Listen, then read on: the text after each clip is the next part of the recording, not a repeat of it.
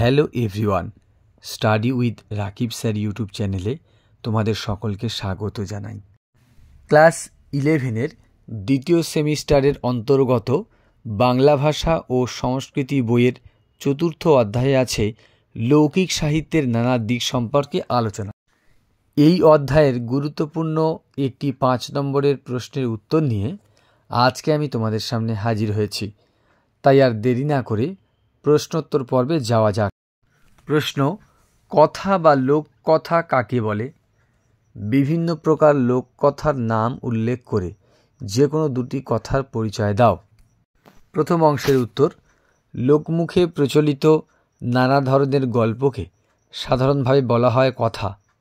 নিরক্ষর কিংবা স্বল্প শিক্ষিত জনসাধারণের মধ্যে প্রচলিত মৌখিক গল্প কিংবা গদ্যে অথবা পদ্যে রচিত গল্পকে লোককথা বলে। বাংলা ভাষায় বিভিন্ন প্রকার লোককথার উদাহরণ পাওয়া যায়। উপকথা, পশুকথা, নীতিকথা, রূপকথা, ব্রতকথা, পুরাণ কথা, বীর কথা, রোমাঞ্চ কথা, স্থানিক কথা, রঙ্গকথা, বোকা কথা প্রভৃতি। ব্রতকথা লোককথার একটি বিশিষ্ট শাখা। ব্রতকথা বাংলার লৌকিক দেবতাদের অবলম্বন করে এগুলি রচিত। এখানে মানবিক দোষগুণের আলোকেই দেবতাদের চিত্রিত করা হয়। ব্রতকথার কাজ গার্হস্থ্য মঙ্গল সাধন। এ গল্পের সঙ্গে বিশ্বাস ও সংস্কারের যোগ খুবই গভীর, যেমন মঙ্গল কাব্যে বর্ণিত ব্রতকথা। রূপকথা ইংরাজি ফেয়ারি টেলের বাংলা সমার্থক শব্দ রূপকথা।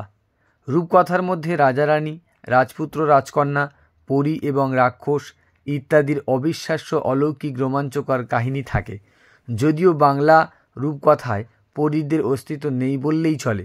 রূপকথা চিত্ত বিনোদনের উদ্দেশ্যেই রচিত হয়, যেমন ঠাকুরমার ঝুলি। উত্তরটি তোমাদের কেমন লাগলো তা কমেন্ট করে জানাতে পারো। আর চ্যানেলে নতুন হয়ে থাকলে চ্যানেলটিকে সাবস্ক্রাইব করে পাশে থাকা বেল আইকনটিতে ক্লিক করে রেখো এরকম ভিডিওগুলো সবার আগে পেতে।